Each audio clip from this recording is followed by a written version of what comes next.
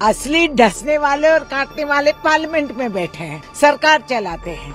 সোমবার সংসদের শীতকালীন অধিবেশনের প্রথম দিনেই ঘটল এক অভাবনীয় ঘটনা, যা জন্ম দিয়েছে তীব্র রাজনৈতিক বিতর্কের। কংগ্রেস সাংসদ রেণুকা চৌধুরী তার পোষ্য কুকুরকে সঙ্গে নিয়ে সরাসরি লোকসভায় প্রবেশ করেন। এ ঘটনায় সকলেই অবাক হন, কারণ ভারতীয় সংসদের প্রোটোকলে এমন ব্যক্তিগত পোষ্যের উপস্থিতি একেবারেই অনিয়মিত। কিন্তু আলোচনার কেন্দ্রে আসে তার বিতর্কিত মন্তব্যটি। সাংবাদিকদের সামনে এসে তিনি কঠোর সুরে জানান, সরকার হয়তো সংসদের ভিতরে অন্য প্রাণীদের পছন্দ করে না, কিন্তু সমস্যাটা কোথায়? এটি কাউকে কামড়াবে না, যারা কামড়ায় তারা সংসদের ভেতরই আছে। किस बात की चर्चा चल रही है? असली डसने वाले और काटने वाले पार्लियामेंट में बैठे हैं, सरकार चलाते हैं। তার এই মন্তব্যটি যে শুধু সংসদীয় প্রোটোকল নিয়ে প্রশ্ন তুলেছে তা নয়, বরং এটি রাজনৈতিক মহলে গুঞ্জন আরও বাড়িয়ে দিয়েছে। এ ঘটনায় তোলপাড় শুরু হয়েছে নেট দুনিয়াতেও। রেণুকা চৌধুরীর এই কাজ সংসদীয় নিয়ম বা সাংসদদের বিশেষাধিকারের সীমারেখা নিয়ে নতুন করে প্রশ্ন তুলেছে।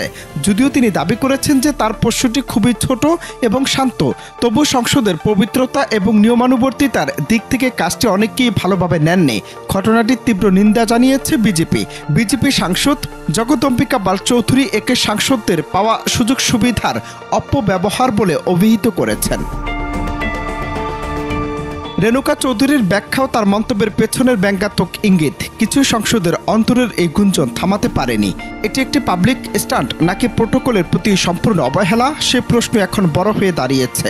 এই ঘটনাটির তাৎপর্য কেবল একটি কুকুরকে সংসদে আনার মধ্যে সীমাবদ্ধ নয়, বরং এর মাধ্যমে রেণুকা চৌধুরী সংসদে ক্ষমতাসীন দলের বিরুদ্ধে এক তীক্ষ্ণ এবং সরাসরি আক্রমণ শানিয়েছেন। যারা কামড়ায় তারা সংসদের ভেতরই আছে, এই উক্তিটির মাধ্যমে তিনি স্পষ্টতই সরকার পক্ষ বা সংসদের অন্যান্য সদস্যদের দিকে ইঙ্গিত করেছেন বলে মনে করছেন রাজনৈতিক বিশ্লেষকরা। তার মন্তব্য যে সংসদীয় রীতিনীতির বাহিরে গিয়ে ব্যক্তিগত আক্রমণের ইঙ্গিত দিচ্ছে, তা নিয়েও বিতর্ক তৈরি হয়েছে। সোশ্যাল মিডিয়ায় এ নিয়ে মতের বিপুল বিভাজন দেখা যাচ্ছে। এক পক্ষ এই ঘটনাটিকে সাহসী প্রতিবাদ হিসেবে দেখছেন, যেখানে সাংসদ এক অভিনব উপায়ে রাজনৈতিক বার্তা দিয়েছেন। অন্যদিকে আরেক পক্ষ এটিকে সংসদীয় প্রতিষ্ঠানের প্রতি অসম্মান এবং দায়িত্বজ্ঞানহীন আচরণ বলে সমালোচনা করেছেন। এমন ঘটনা সংসদীয় প্রোটোকল, সাংসদদের আচরণবিধি এবং সেই সঙ্গে রাজনীতির মঞ্চে ব্যঙ্গাত্মক প্রতিবাদের ভাষা নিয়ে গভীর আলোচনার জন্ম দিয়েছে। অনন্ত হাসান মাসুদ, বাংলা টিভি।